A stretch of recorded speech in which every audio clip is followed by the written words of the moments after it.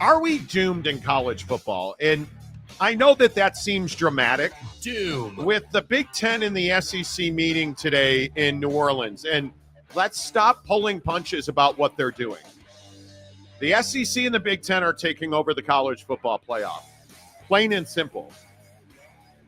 Are we doomed in college football? Is there a path where there's a seat at the table for everybody? I personally do not think so.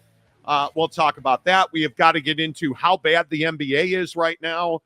We did not get to the NBA All-Star game yesterday, which we meant to do, so we'll talk about that.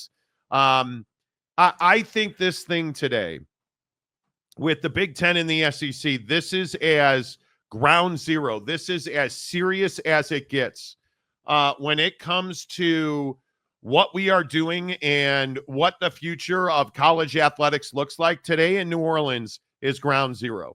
When you have the board of directors and the commissioners of the Big-10 and the SEC, excluding everybody else, the ACC, the Big-12, the G5, everybody else is out. They're going to make a decision today on how to proceed with adding 4 automatic qualifiers for each the Big-10 and the SEC. And I know that yesterday the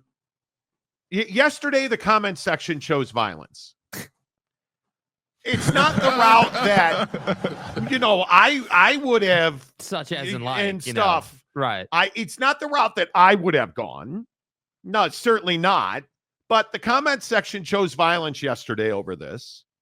And am I being too dramatic? Am I being, hype it up, Monty? Is that what I'm doing when I say I think that the Big-10 and the SEC today are looking to take all the flowers for themselves and leave nothing for anybody else? I mean, I just think it's day one of them doing that. This is like the first real official, hey, like we're in public making a concerted effort to get into our own level pretty much. Like, you read about like, what all the reporters out there talking about how it's like, hey, the SEC and the Big-10, are essentially going to take themselves into another level. They're going to get themselves more AQs. They're going to get themselves bigger guaranteed paychecks. Yeah. And you can either go along with it or you can get out. And I think that's the hard part is like, I don't disagree that the Big 12 and the ACC haven't really earned the right to say that they deserve more AQs. They just haven't. Like you just have not done that in the last probably 5 years of competition in the college football playoff. Like you haven't been able to kind of stake your claim to why you should be making more money over the Big-10 and the SEC. And that's the really challenging part is like, I wonder oftentimes when we talk about this stuff, like if you're Brett Yormark and Jim Phillips, or even if, you're Gloria Nevarez, right? And you're looking at this, you're sitting here and you're saying, man, like we don't even have really the ability to go into a room and say, hey, this is what we want, because it's essentially just like, hey, this is what you're going to get. Is it doomsday? I guess that's the question. And I'm trying not to be Mr. Drama but is this truly doomsday? Because you look at what Stuart Mandel, the great Stuart Mandel, and if you're not reading The Athletic, again, I tell you, I don't know what you're waiting for. You look at the great Stuart Mandel, and you read that bottom paragraph. Leaders of the 2 leagues are meeting this week in New Orleans, where they are expected to push forward with a full-on takeover of the college football playoff beginning in 2026. The field would expand to 14 or 16 teams. The Power 2 would grant themselves 4 automatic berths each. The ACC and the Big 12 would get 2. The Group of 5 would get 1, leaving just 1 or 3 at large. So if you do some math, 4 and 4 is 8. 2 for the Big 12 is 10. 2 for the ACC is 12. 1 for the G5 is 13. And I think you have 1 more at large. And when I talk to you about doomsday, that's doomsday. If half of a college football playoff belongs to the SEC and the Big 10, what are we really doing? if you know the cards that the dealer is going to lay down on the table, are we really playing a fair game? Is this really a fair fight? And I'm here to tell you it's not. And I think we can talk all about NIL. We can talk all about the transfer portal. We can talk all about money. This right here is what's destroying college football. When you want to blame the portal and the kid and the NIL and the house settlement and education's enough, Monty. Okay, great. Those are great conversations. But when you ask me what's destroying college football, what's eroding the faith and confidence of the average garden variety fan, this is what it is. This is when you can look back and you can say, on February 19, 2025, the college football world essentially ate itself, became a carnivore, and feasted on itself. When we gave half of the college football playoff berths to the SEC and the Big-10.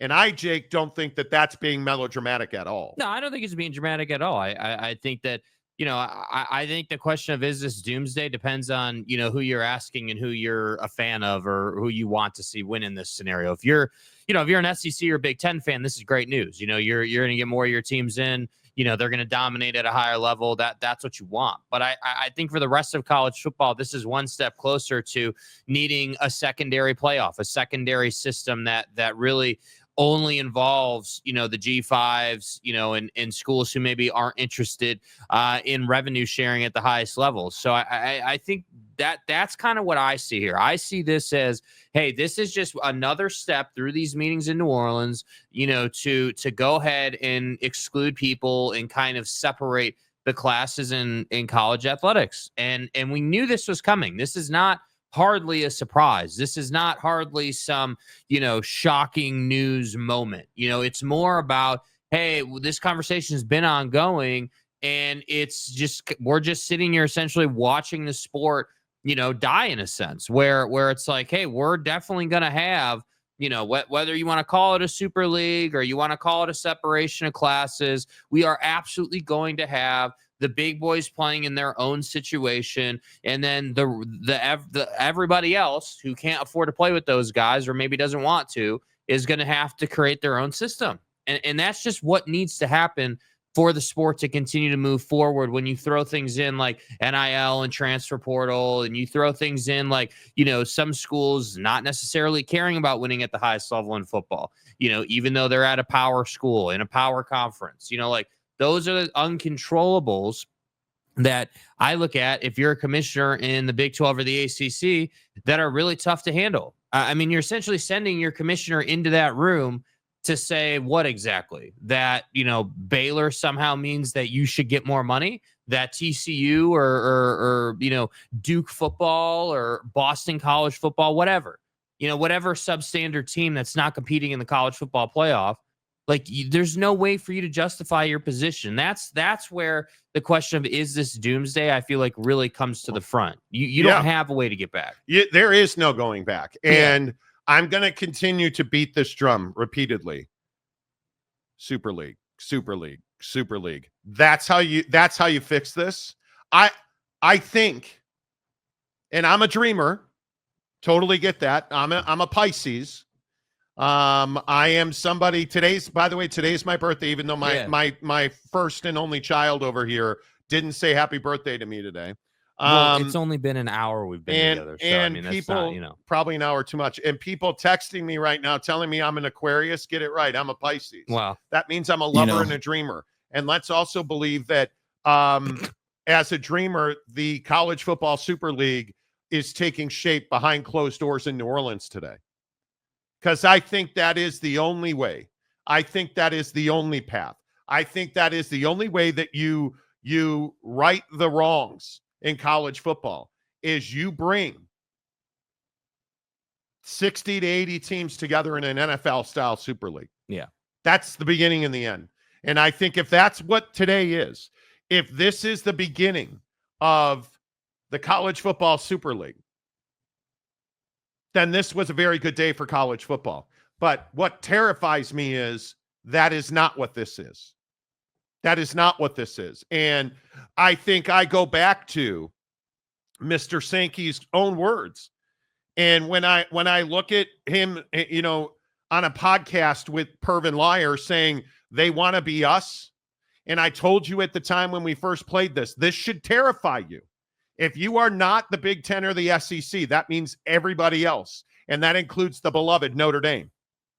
This right here should terrify you because you know what he was doing? He was getting ready for today's meeting. I don't want to dumb down the Southeastern Conference to be part of some Super League notion with 70 teams that some people speculate would happen. They want to be us, and that's on them to figure it out, not on me to bring myself back to earth. I mean, number one, facts. That should terrify you. Yeah. Because what did he really say right there? Greg Sankey right there, the most powerful man in college athletics, said to you, I'm going to do what I want to do, and you all figure out what you're going to do. But I'm going to do what's best for my constituents. And you all are just going to go figure it out. That's exactly what he said right there. And when you put it in that light, and I'm going to play this bite again, because today, when we have the Big Ten and the SEC meeting in New Orleans, without the rest of college football, they essentially have extended the bird to everybody else. When you hear him say, I'm not going to lower where they want to be us, what he's really saying is, I'm going to do whatever I think is right, and I'm going to do what I want to do, and the rest of you can figure it out. I don't want to dumb down the Southeastern Conference to be part of some Super League notion with 70 teams that some people speculate would happen. They want to be us, and that's on them to figure it out, not on me to bring myself back to earth. Wow. Yeah. And note, and this was the thing that stood out to me then and now, do you think he accidentally said 70 teams? Does Greg Sankey, or does a guy the power of Greg Sankey, accidentally throw out the number 70? Just blurt that out randomly? No, he doesn't. No, he doesn't. So I'm happy to be the guy that's hitting the panic button, and I'm happy to be the guy at 5:15 in the morning on the West Coast with 500 people watching the show right now. Hello by the way, big shout out to Spotify. Huge week on Spotify last week. Huge week on Twitter. X. The last couple of weeks. Appreciate all of you watching the show. And if you're not watching on YouTube, please come over to YouTube, hit subscribe, give us a thumbs up. It helps the channel grow. But here we are at 5:15 in the morning on the West Coast, talking about what I think could be the beginning of the end of college football. Because there is this notion and belief, oh, well, people are going to watch no matter what we do. I don't think that's the case. I do not believe that's the case. Yeah, I mean, I think we see that play out week in and week out and during the season. Like, people are not just going to, watch no matter what. Like, people only watch the games that either have one of two things. You're either got a juggernaut of a matchup that's got huge college football playoff implications, or you're a team that has relevancy for another reason, and those reasons are numerous. It could be a media situation. It could be who the hell knows what it is. We all know those situations. Yes, we do. But there has to be a reason to watch the game. That's always been my point. Like, in all the time we've talked about like media rights negotiations or the college football playoff, or there has to be something that brings the viewer to the screen. But look at our situation. Where did we watch Notre Dame? And where did we watch Notre Dame Penn State? Well, I remember we were at Nora's Italian restaurant in Las Vegas. Where did we watch Notre Dame, Indiana? Yeah, I on think a boat. On a boat. On our phone. And what I'm telling you is, if your team's in, great. I'm passionate about Notre Dame football. I'm watching every one of their games. But if you are not a Notre Dame fan, were you watching Notre Dame, Indiana? I don't know the answer to that question. I mean, were there a whole lot of people fired up? In all honesty, were there a whole lot of people fired up for SMU Penn State? No, I don't think that game had heat. I think the Indiana Notre Dame game had a little bit of heat because we still didn't know who Indiana was. We still had the, hey, can they come out and shock the world vibe working in that game? And obviously they didn't. But I do think a good chunk of people who weren't Notre Dame fans probably watched that specific game because there was a sort of I hope you're right. shock factor with Indiana. And listen, we've talked about the college football playoff viewership, and we've talked about, I'm not telling you by any stretch of the imagination that we are in a situation where TV viewership is booming. It's not. We're in a really, maybe this is where we all come together, right? Like the way we watch this, do you guys understand that this show you're watching, the Monty show, is watched more on televisions than any other device? Mm-hmm. Let that sink in. Not your phone, not your iPad. More people now watch this show on big screens than at any other time in its history. And that's the way most people watch the show. The way we consume things has changed. The way you look at the NBA numbers and the faltering numbers in college basketball and the interest level, and things are changing. But what has always remained strong? Look at the massive numbers the Super Bowl pulled. Has the NFL playoff system changed repeatedly every single year? No. With a couple of teams taking control? Hell no. No. And I am telling you that it is very bad.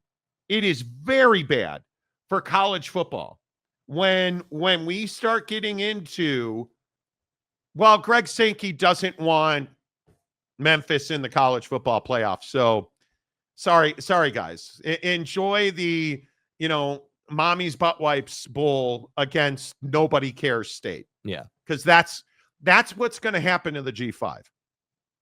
And if you think, again, do the math, and let's pretend it's 14, because I think 14 is far more likely than 16. 8 of the 14 go to the Big-10 and the SEC. 2 more go to the Big-12. That's 10. Yeah. 2 more go to the ACC. That's 12. 1 goes to the G5 for 13. Who do you think's taking that 14th spot? I have to believe that the Alabama Ole Miss, also ran team in the Big-10 is going to get that final spot. Yeah. Do we really believe that this past year UNLV lost the Mountain West Championship game, that UNLV is getting that spot? No. I can't see that happen. Do you really think that we're going to have a Clemson SMU scenario play itself out again? No, I mean, I just think if you're anybody but the SEC and the Big-10, you have to have a really clear stake to your spots in the college football playoff. Meaning you can't have, hey, well, they're a 3-loss, 9-win team and they play in the Big 12. You're not getting in. Like, you're not. You have to be a 1-loss team, and you have to have good strength of schedule. You do. That's the formula. You have to have, 1 loss, and it would be ideal if you would beat a good schedule. And that's how, if you're anybody but the Big-10 and the SEC, you're going to go about making money. And again, I just think that I'm sure when we get to the comments section, people are going to be, complaining and saying that there's, big boy fatigue, and, the SEC and the Big-10 shouldn't just run everything. But the reality is, this is the position that the SEC and the Big-10 have essentially earned. I mean, they've just simply gone out and beaten everybody. And so because of that, what do they have? Well, they've got more money. So now they can go out and say, hey, well, we're the ones that are creating the TV matchups. We're the ones driving the sport forward. And somehow Big 12 fan or ACC fan is going to say, well, yeah, but what about Dabo's run? Or what about this? Ultimately, none of it matters, because these two conferences are just plowing forward, man. They're just pushing the pace as fast as possible forward. Yeah. And again, from Sportico, I would remind you, it's Ohio State, arguably the biggest brand in all of college football, against Notre Dame, who supposedly, and again, I'm a Notre Dame fan, but I have told you, I'm a big believer that the brand at Notre Dame has taken a beating in the last 20 years, because I don't believe that Notre Dame has been ever close to a national championship, and I don't think they were close this year.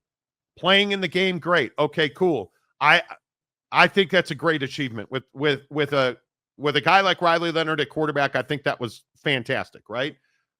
But you look at this right here. When you have two massive brands, supposedly like Ohio State and Notre Dame, and you're down 12%, you're off 12%. Okay, so I don't disagree. That's a big number. But That's what a were we huge just number. talking about? What were we just talking about? And this is something that I agree. The College Football Playoff Committee and Greg Sankey and Tony Petitti need to understand why.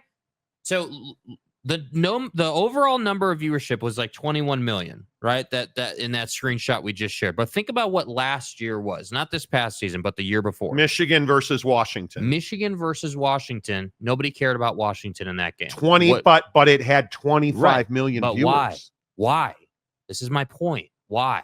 Because everybody was on the Michigan cheating scandal, and everybody watched that game for one of two reasons. And this is why it did so well. Hey, you were either a Michigan fan and you wanted to tell the world to go F itself, or you were a Michigan hater and you wanted to see them lose. Either way, you were plugged in with your popcorn watching that game. And that's why that game did as well as it did. So my point here in all of this is that the Michigan-Washington National Championship is exactly what I'm talking about as to why people watch things. There's drama, there's heat, there's off-the-field stuff happening that people want to plug into. But with Ohio State and Notre Dame, a perfectly reasonable football matchup, I might add. Two big brands. You're not playing Ohio State and SMU in the national championship game, but there wasn't that vitriol in the room for fans, which is why you get the 12% drop. So when we talk about the Big 10 and the SEC taking over college football, and is this doomsday? 5 years from now, I guarantee you on this show, we'll be having a conversation about people being sick and tired of it being the Big 10 SEC Invitational every year in the national championship game. I guarantee it. And that's something the sport is going to have to face if it hasn't, and I assume it will, if it hasn't gone to a Super League by that time. Yeah. All right. Let's get your thoughts. Is it doomsday? Where do you guys come down on this? And I want to be clear that we're talking about total viewership, because I already see some people in the comment section talking about how fewer people subscribe to cable. Totally right. That's exactly right. But they include stream. They include device diversity. Yeah. The total viewership, I think only 19% of American households now have their watch TV by antenna. Only 19%. Most people now overwhelmingly don't pay for cable or dish. I believe that, like all those numbers are accounted for. So it's not that fewer people are watching on television. The total viewership number, for instance, the college football playoff final was the most watched college football game of the year, and it was still down dramatically. Mm-hmm. And one other thing I would point out, the NFL playoff numbers were down as well, even though the Super Bowl was a behemoth. So how do you fix all that? Oh, I know. You have college football playoffs on Saturday and NFL playoffs on Sunday. Yeah. And you have the college football championship on Saturday and the Super Bowl on Sunday. Yeah, you got to work together. But again, can't do that until college football figures itself out. I think it's coming. The Monty Show is always presented by the Advocates at theadvocates.com. The best injury attorneys in the business. Don't forget, if you are here in the great state of Utah, the Advocates are going to have a blood drive on March 10th in their Midvale, Utah offices. Please donate blood if you have the time. If you can't make it March 10th, and if you are outside of the state of Utah, please consider donating blood in the name of the Advocates. And no matter where you are, hello Seattle, hello state of Washington, hello San Diego and Southern California, Las Vegas.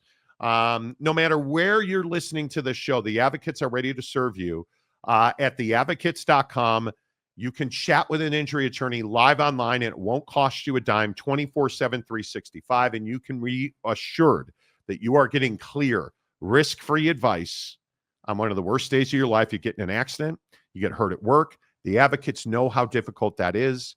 So hook it up right now. Get the best legal advice available to you without paying a dime at theadvocates.com. All right, who is first in today And Donuts gets the nod. Happy birthday, a small golf fund. Thanks for my morning entertainment. Appreciate you and Donuts. Nice. And I think one thing that I think is really important. Some days, yes, we get heated.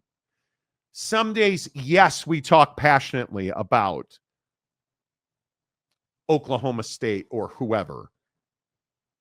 It's never personal on this show. So as we get into the comment section today,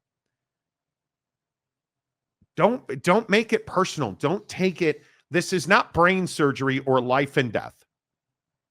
We're just talking about sports. So, and Donuts, I appreciate the reminder on that. Let's see. Steely Matt, hello. Pete Forte, hello. Welcome to the nightmare. Everyone hit the like button. Yes, hello. Look at my guy, Mr. Preston, the Monty Show mechanic. If you are in Salt Lake or the great state of Utah, my guy is the best mechanic in the business. Yes. I'm telling you. Sergeant Moorhue, hello from Las Vegas. Jay McClenahan, hello. Good to see all of you. Jay Chapman, Big-10 and SEC, throw down the gauntlet. You're exactly right. I think that's exactly right. Sergeant, I want expansion, but it feels like they won't stop at 16. They'll keep going until 25. But at that point, aren't you just building a super league? Because you're calling, if you don't stop, and I think the number's 14. 16 waters down the product. If you had 1 year at 12, and I thought it was actually really compelling, right. and it did the job. Did the college football playoff expansion to 12 do what it was supposed to do? Yes, unequivocally. Yeah. We talked about it for weeks on end. SMU and buying their way into the ACC and then winding up in the first round of the play and getting absolutely torched. Does Boise State deserve the first round bye? I think it did its job. I truly do. You can't go to 25. There's no way. Then have a play-in with 24 and 25 to fight for the final spot. I just don't know how you do that. I don't. Seth, who's a hat maker. Good morning. Let's go. Hello. And Donuts. The adverse effect is is when people look at playoff games like they do watching meaningless bowl games. It becomes a drain. Man, is that a good point? Yeah, and I think that's very true. That's the reverse effect, like you said. When you start, expanding the college football playoff, inevitably you're going to get, a terrible playoff game. And again, that's where the committee has to be better.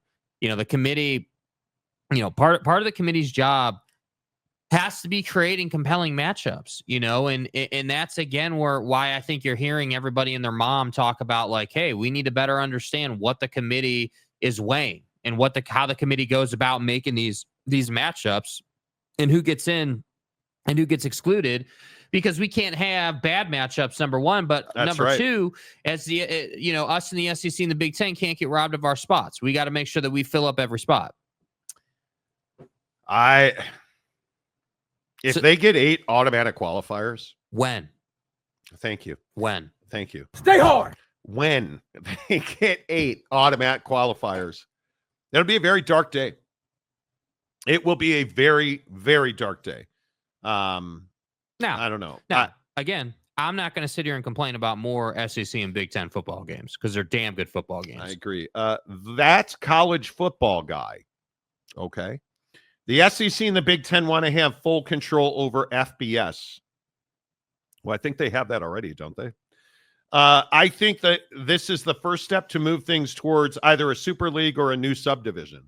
And I think that's the thing that most people aren't talking about, with the total picture in college football. Everyone focuses on, hey, what are these two doing? But what does the rest of the system do? That's the thing. The reaction and the unintended consequences. Yeah. Because I know you're tired of hearing me talk about that, but the unintended consequences of their actions today and the unknown. What is the G5 rebound with? What is Brett Yormark? What is Jim Phillips? Those guys aren't just sitting on their hands. And my guess is, and not my guess, because I've heard wild scenarios. I've been told, and I haven't been able to confirm it, but that the ACC and the Big 12 have plans right? They're the schemers. Mm-hmm. Like they have plans because they have to protect their stakeholders. Because it's all part of the plan. And it's very difficult to get people to talk about openly, what if then? Hey, what if they take 8 AQs? Then we're going to. It's very difficult to get people to openly and honestly talk about that. I don't live in a what if scenario. No, you don't. No, you don't, Doctor. No, that's Ed Scott, and we're going to talk about Memphis coming up here in a minute with the Pac-12. But that's a dude I'd keep an eye on. Mm-hmm. Because what if scenarios don't pay the bills? Yeah. And I think if you are the Big 12 and the ACC, you better have your hand. Because I don't disagree with the college football guy at all. I don't. I think the first step to move things towards a Super League or a new subdivision. I mean, this is the classic scenario like that you see in movies all the time, right? I mean, is this not, for all the Avengers fans out there, is this not Thanos saying that he's got to fix the system and he's got to come into the world and make everything perfect? Stop like, it. That's what this is. Why bring up comic books that nobody cares about? Oh, people cared about that movie, dude. This is the SEC and the Big-10 saying, hey, the system's not good enough. We want to make more money, so we're gonna right. air quotes fix it. Like that's what I don't it is. disagree like, with and, that. And I just yeah. I don't know. I vacillate on, hey, is this actually bad for college football? Vacillate. Yeah, like is this in reality bad for college football? Or is this the natural progression of the sport? I mean, everybody out here is chasing money, which again, I think is something we got to stop criticizing these two conferences for. Yeah. If you're not trying to make money, what are you trying to do? Yeah, I think that's a very interesting question. Jay Chapman, the lockdown ACC Big 12 rants are going to be epic. And the panic button, this is no different than the Pac-12 community. Like the ridiculousness that is the made up BS that, the podcaster community throws against the wall. He's got no class. I'm just telling you, don't buy into, because I go back to what the college football guru guy thing said. I think the only way that this is positive is if Greg Sankey and Tony Petitti at the Big-10 and the SEC are pulling the rest of college football along. Yeah. Into a super league, larger payout. And it's what you're always saying, the avenue that brings in more private money. Because that's how you're going to fix this. Everybody's got to have access to more money because got to be a bigger pool. Ultimately, at the end of the day, UNLV would be in the Pac-12 if it meant they were going to make more money. Yeah. If they were going to net more money. And it's I've talked about this 1,000 times. I don't care what you're paying me. What am I going home with? That's the biggest issue. And we talked about this specifically with UNLV, for instance. UNLV's got all this money, but what are they actually making? How much, does it make any financial sense for them to go to the Pac-12? No, it doesn't. Does it make financial sense to bring in private money and form a super league? My opinion, based on people I talk to, is yes, it very much does. Excellent strategy, sir. And note that, and I maybe we play this bite again. Note that it's not that Greg Sankey said, I'm never doing a super league or I'm not doing it. Listen to what he says about a 70-team super league. I don't want to dumb down the Southeastern Conference to be part of some super league notion with 70 teams that some people speculate would happen. I don't want to lessen my product to go join your 70-team model. I'm not joining a super league or the SEC has no interest in a super league. He never said that. What he said was, we're going to do it my way or we're not going to do it. Yeah, my way or you can pound sand, dude. So I think, and again, to what I've been saying for 2 years, I feel like now, the Super League is coming. And all of the media pundits and the idiots on podcasts who are like, oh my God, the Super League is dead. What does fat ass know? I'm telling you, anybody pronouncing the Super League dead, has no, you can just turn their shit off because they don't know what they're talking about. And I would also point out, in light of keeping receipts, Ross Dellinger at one point reported that the Super League was dead. And that was, I believe, almost a year ago now. And since then, has never said anything about the Super League being dead again. Not and has put out once. multiple pieces about it. And I like Ross a lot. I respect Ross. Yeah. I have a lot of. My point is not that Ross sucks. Ross is great at what he does. My point is that you have a sector of college football that, in reporting, I mean, you have a sector of reporting in college football that wants the Super League to die. Very they, much they so. don't want Very the Super much League so. to happen. And what I'm sitting here saying is this is just like anything else in life that we all as people can relate to. Everybody knows there's a time in their life when something difficult comes along, and you have to find a way to not only tolerate it, but take advantage of it. Like, is anyone asking the question of, hey, well, if the SEC and the Big-10 form a Super League, and then, let's just say the Power Four forms a Super League, and they go and do their own thing and they exclude the G5 and everyone else. Well, there has to be a benefit to the G5 in that scenario that they can create.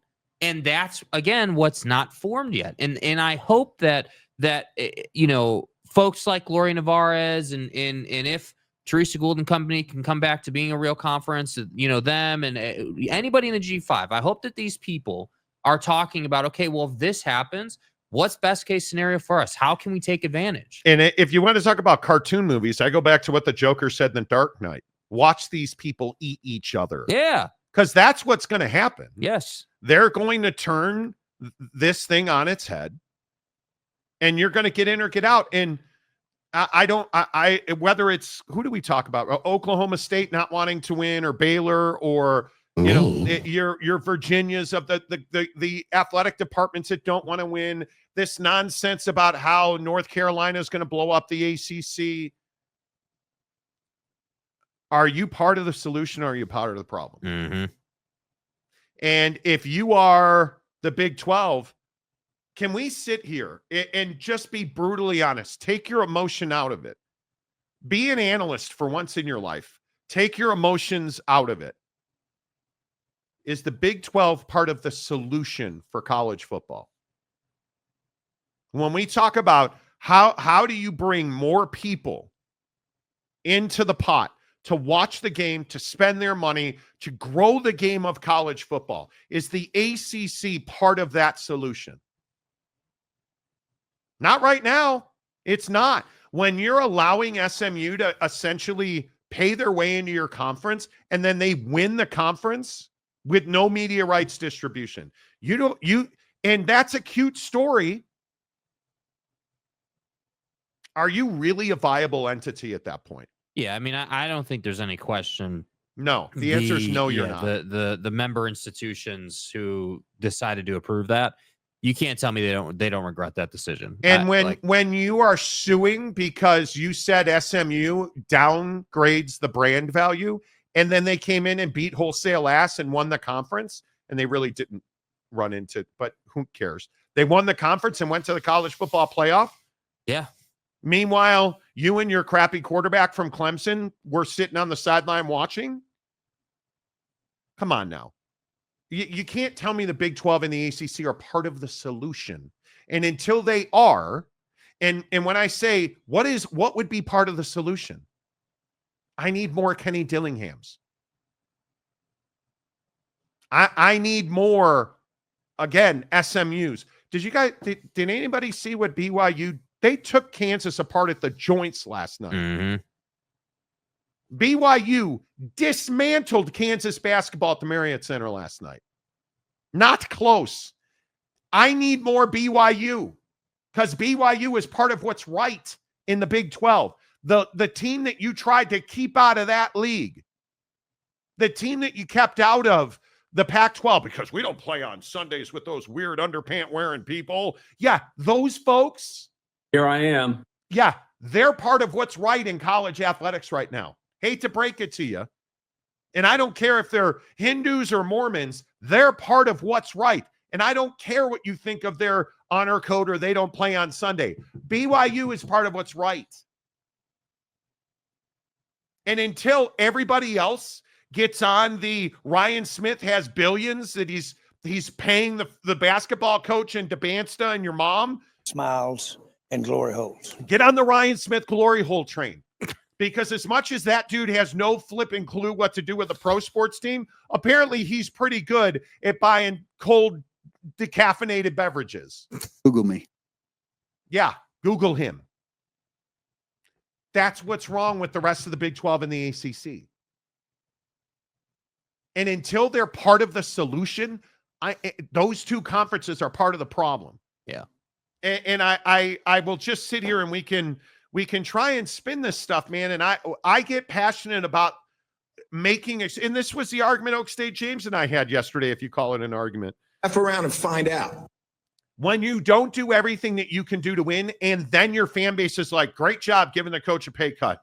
Whew, man, that quarterback with no experience we got out of the portal, we're blowing the whole world up. You could have stopped it. We're blowing the whole world because that's essentially the glory hole you're living in. Yeah, I mean, I think the hard part is too much. that fans have a different definition of what, the term doing everything you can to win than those of us who, are frankly not emotional in one way or the other about, Utah or Oklahoma State or whoever you want to point to, and are just sitting here looking at what you did last year and what you're doing in the offseason. Because what you did 2 years ago doesn't mean anything. Yeah, that doesn't matter. Yeah. So glad you said that for once in your life. I know. I was having a conversation with a really, really important person in college football yesterday. I'm for real. And you don't have to believe me, and I really, as you probably are aware, don't give a rat's ass if you do. I was talking to a really powerful person in college football yesterday. Was his first name Greg? No. So I didn't say the most. I didn't say the most powerful person. Yeah. Right. I said a really powerful person. And he made a great point. Nobody cares that Boise State went to the college football playoff. They care that Alabama didn't. Yeah. And I think that when this dude said that to me, I was like, it's exactly right. Again, when we're talking about TV viewership, exactly right. And the success or struggles of the college football playoff just as an entity, yeah, that's facts. Again, it's what Major League Baseball did in the steroid era. Why did they not ban steroids, even though everybody and their mom knew what was going on? Because everybody likes the long ball, dude. Nobody cares about the health of the player as long as the player's going deep. Why is golf, not making courses harder? They're just making them longer. Because everybody loves a 350-yard drive, right? Everybody wants the crazy, SEC Big-10 juggernaut matchup in some amazing stadium. Yes. Some new age cool stadium situation. Like, that's what people want. It's why baseball is thriving off of the Dodgers being so good and dominating, because it's LA, it's the Dodgers, it's Ice Cube in the World Series. Like that's why that stuff does so well. Do you agree with the notion that people cared more about Alabama not getting in than Boise getting in? Yeah, I mean, I watched when I was watching the Boise State game, I said, dude, this is the problem with the college football playoff right now. Boise State has no business being on this football field at Penn State. You just with all due respect, I'm not saying again, and we went through this phase on the program. Y'all remember when Boise State fan was here and calling us stupid, and we went through the natural cycle. You guys of just life. hate us because you hate us, right? Yeah. Ashton Jinty's the best college football player anybody's ever seen. So I absolutely agree. Outside of Ollie Gordon, that in the small little pond known as Boise, that yes, everyone wants to talk about Boise State, but nationally, in the room, everyone cares that Alabama didn't get in. That was the conversation. So I'm sitting here watching Pedo State play the Smurf turf, and I'm like, yeah, dude, man, this game doesn't have any heat, mainly because Abdul Carter is absolutely roasting that offensive line. Wrecking. I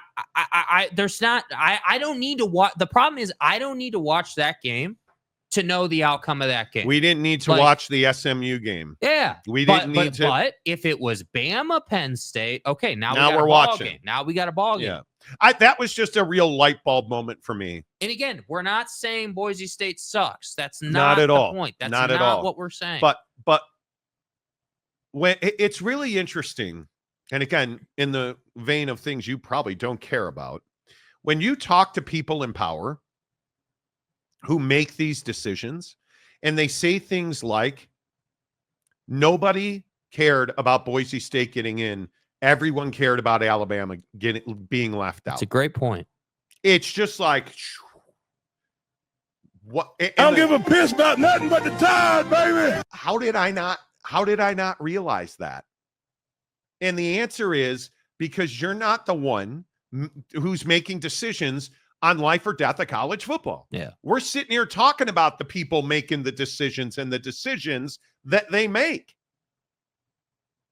But that's why they make all that money. Mm-hmm. And I think it is remarkable. Anyway, Sergeant Morhew, I'm dreaming, but what if everyone outside of the Power 2 made their own playoff league and left the Power 2 excluded to put them in their place?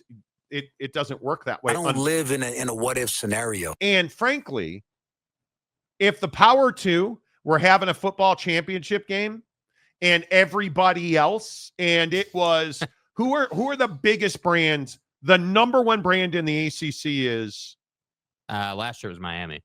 Okay, Miami. Number one brand in the Big 12 is I would say Arizona State was the number one brand at the end of the year. Okay, fair enough. Miami and Arizona State are playing, or best team in the SEC is Texas. Texas, best team in the Big-10 is Ohio State. Texas and Ohio State are playing, and Arizona State and Miami are playing the exact same time for a championship. I'm not watching anything but Texas and Ohio State. I'm not watching the other game. Yeah, I mean, you're not watching the other game. You know, I think the interesting part about that point, because I don't disagree. If they were playing at the same time, I'd obviously be watching the Longhorns. But I think that the interesting point is that, hey, like, we have the luxury of being able to watch both games during that time of year because of how it's all structured. And that's the hard part is that, you know, again, in the Big 12, you don't have the luxury of saying, hey, yeah, Texas is playing whoever, you know, like. I'll go back to my former boss, Tim Brando, the voice of CBS. Yeah. Why was Tim Brando pissed off every winter when he would go from the lead college football desk at CBS Sports, where he's leading, you know, college football today and all that stuff, and they would take him from that and put him into the championship game of Division II. Because nobody cares about the championship game of the second tier. Yeah. That's why he was pissed. And that's who we are. That's who we are. Yeah. Brandon Butler, a member of the show for 25 months. Okay. No matter the sport, chicks still dig the long ball. That's yes, they saying, do. Dude. Like, I agree 100%. Look across sports. And again, perfect example. USA, Canada, right? Why do we all care about that? Why is that? Like, if I said to you, hey, there's a random, you know, Olympic-esque hockey game happening tomorrow night, like, you know, USA, Slovakia and Brazil are playing in hockey, right? Like, oh no, it's USA, Canada, and it's all the names from the NHL on Team Canada, and it's the boys from the USA who shouldn't really have a chance, but yet we all watch. Why do we all watch? Again, okay, let me dial that back. We don't all watch golf. Let me dial that back, right? Why do those of us who golf love to watch golf? Because we can relate and we want to hit 340-yard drives. That's why. Like, we want the big deal. Like, I'll just go back to what I always say. We all want the biggest names in the biggest stages playing for the biggest trophy. Yeah, it's why Live and the PGA need to merge again. Yes, and it's why the Super Bowl does so well, and it's why the championship game does so well. Because I don't care if you're an Ohio State or a Notre Dame fan, you're watching that game. But that is not at all in any way, shape, or form what determines success or failure or health or unhealth in the bigger picture of football. How did the division rounds do? How did the home games do? Almost nobody is watching the NBA. The All-Star game was a joke. And LeBron James is partially responsible for So that. don't sit here and tell me that, oh, well, hey, Monty, the All-Star game was amazing and the NBA Finals had huge numbers. The All-Star game wasn't amazing, and the championship game's always going to have big numbers. That's bullshit. Anyway, let's run through it. Jay-Bird, good morning to you. Great. We'll have 8, 4, and 7, and 5 teams from the SEC and the Big-10 in the playoff. How exciting for college football. But again, those teams are better than SMU and Boise State, with all due respect. Yeah. And I think that's what it is. I think it's one of those things where you just have no way to stop it because it's what we need. It's what we as college football, it's the heroin directly injected into our veins. Mm-hmm. That's Cocaine what is it a hell of is. a drug. Happy birthday to my wonderful sister, and Monty too, and they're both Pisces. Do you know, I've gotten 3 text messages this morning calling me an Aquarius. Stop it. I am not an Aquarius. Today is my birthday, February 19th. It's day 1 of being a Pisces. Do not slander me by calling me an Aquarius. Just stop Those it. statements are not true, and I ask that you strike them. Losers. Smash the numbers. Hello, Ferris. Jay Chapman, big rivalry is a factor as well. I would agree with that. Yes. Chi Lee, good to see you. Eric Wasikowski from Jupe. He now lives in Florida. In-state rivals are always going to get more views. Really? That's why nobody cares about Michigan State? Come on. Why watch a small screen when most TVs are 65 and above these days? Dude. 100%. 100%. Damian Fowler, hello, my friend. Happy birthday, you old fat and dying SEC MWC Big 12 homer Mormon. Thank you. You're a homer is the first part. This is an AAC show. Right. If you could get it right, Right. Damian. I hope 2 holes got you. Who's 2 holes? Yeah, who's 2 holes? Stay hard. You mean 2 shakes? Thank you. I hope 2 holes got you a birthday cake. He didn't give 2 me holes. anything. Bro, dude, don't run this out. Like, Don't start. we just Dude, forgot stop you it. didn't say happy birthday till after the show this year. You didn't say happy birthday till after the show this year. You don't remember that? What did I get you for your birthday? Some Cobes. Yeah. Fucking asshole.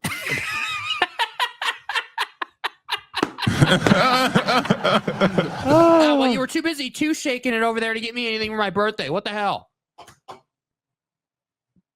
I think he turns 50. No, 50. Slow Dude, down. stop, bro. Slow down. Dude is not 54 and he's not an Aquarius. Like, come on. I am a Pisces that I am 52 years old. February 19th, 1973. My social security number. Never mind. The point is, click on this link to redeem your birthday gift, Monty. It's fine. Brand matters. Yes, it does. So no more AP poke. Hey, I hope the AP poll dies a quick, swift death. At least in college football. Come on. Donald Trump will fix Live Golf, but you can't fix the AP Can we poll. get Doja on the AP poll? Yeah, jeez. Anyway, no. I'm not playing your game. Monty's. Strength of schedule's a joke because anybody can beat can be beat on any Saturday. Totally true. The SEC is overrated and the Big-10 is overrated. I don't agree with that, dude. Yeah, I agree. Rock and rant. All your points are right, but also irrelevant. Oh, wow. SEC and Big already have the majority vote percentage control. They do. They will do what they want. I totally agree, which is what we said. In long run, Sankey forgets pigs get fed, hogs get slaughtered. What are you, a poet? Ooh. That's really well done, Rock and Rant. Those with the gold make the rules. What do you? What is that? What's the name of that movie? With Kurt Russell. Big problems in big problems in Little China. Is that what it is? No idea. Something like that. Ryan Day is just gonna rest his starters now for quote the game. With any luck, he can. Okay, next comment, dude. Mike Smith. Only thing you can do is to make it the college football playoff and try to run the gauntlet. That's it. That's all you can do. Seth, who makes hats. Seth. Hello, Seth. I don't buy it. The college football playoff is taking away people's hopes, and they have no buy-in. That's my take. I think that's exactly right. Yeah. Everybody thought, and maybe the comment section should regain their violent movements this morning on this. I think everybody thought the college football playoff was the cure-all. Mm-hmm. Right? It was the adrenaline shot to the heart of college football. I think it was the opposite. I think I go back, if you're just tuning into the show, welcome, good morning. Please hit the like button here on the Monty Show, presented by the Advocates at theadvocates.com. The SEC and the Big-10 are meeting in New Orleans today, and I think it is the beginning of the end for college football, unless they are going to move to a Super League model. Because, and again, I go back to the great Stuart Mandel, who I think if you are not reading Stuart Mandel at The Athletic, you are a fool. Read the last paragraph. Leaders of the two leagues are meeting this week in New Orleans, where they're expected to push forward with a full-on takeover of the college football playoff. The field would expand to 14 or 16, and the Power 2 would grant themselves 4 automatic berths. That's terrifying. That's absolutely terrifying. And I just don't know. I don't know how college football recovers from that. I don't know that there is. No, there isn't. Because I think we all thought, well, the college football playoff, Monty, we're going to have Appy State going to the Big House and beating Michigan. You know, you couldn't even beat the pedophiles. An average-ass Penn State team dismantled SMU and Boise State. You're the dream of, again, Utah as the original BCS buster. That's never happening again. We're not going to have Tarleton State, for all my Texans, running the table and winning the college football playoff. That's not happening. Does that mean that Memphis can win a national championship in college basketball? Yes. San Diego State, the pro rata you deserve? Yes. Man, they are never going to get past that. In college football, there is no pro rata that you deserve. Facts. Because Greg Sankey doesn't think you deserve anything other than nothing. It doesn't work that way in college football. And the college football playoff wasn't the dream maker that we all thought it would be. Yeah. Because it was, the college football was hopes and dreams, right? The reality was, it was a strong arm robbery dressed as hopes and dreams, disguised as hopes and dreams. Oh, the G5 seat at the table. Yeah. Do you know? Do you know? And I'm not sure that it is. Ferris Khan. Hope you have a super deluxe birthday, Monty. Thank you, sir. Going to be in Southern California soon. Yeah. Trying to figure out what week we will take off, because we need a week of stuff. 12 teams are fine. We don't need college football expansion. We don't need it. But again, who are you a fan of? Baylor fan. I got news for you, Baylor fan, with all due respect. Your opinion's not valued in the college football playoff room. Your opinion isn't in the college football playoff room. Because you can't, and it's what Gloria Navarro said yesterday. We have a voice in the room, but we don't have a vote. Yeah. Because they don't. Greg Sankey and Tony Petitti are going to make the decision, and you're going to deal with it. You're going to take your cough syrup, right? Eric Wasikowski. Big-10 SEC schedule alliance coming. He told us 6 months ago. Wow, man, if you told us. Man, if only we had listened. If That's only we right, had Peyton. listened. Welcome to the nightmare. Never a more appropriate name. 12 teams was a good amount, and if they stay at that number or go to 14, 16, tweaks definitely are needed. Absolutely. The bye weeks, I think bye weeks are this cool, neat thing where, we can rest and recover. They're crippling. NFL, college football playoff, none of the bye week teams won. Yeah. You don't need a bye week, in my opinion. You know, Big Papa War Machine. I'd like the Big 12, ACC, and the G5 to stand up for themselves and just go to their own playoff.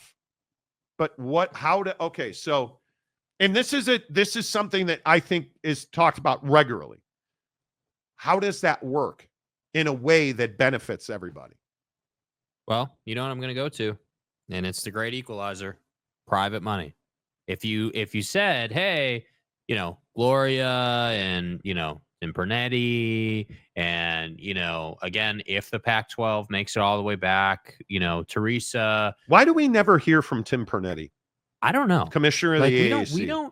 We don't hear from him a ton. But my point is that if the commissioners in the G5 got together and said, hey, we're going to go ahead and create our own CFP, if you will, whatever it would be called, I have no idea, but our own playoff model, and we're gonna basically fund that with private money, and we're gonna do exactly what the CFP does, just at our level.